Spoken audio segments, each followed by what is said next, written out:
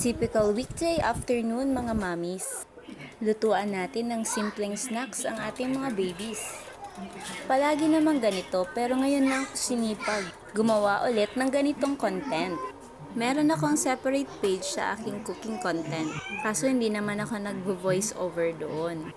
At hindi rin madalas ako mag-post doon. Kasi hindi naman ako marunong magluto, Marunong lang ako ng konti. At hindi ko rin maipapangako na madalas mag-post ng mga ganitong vlogs.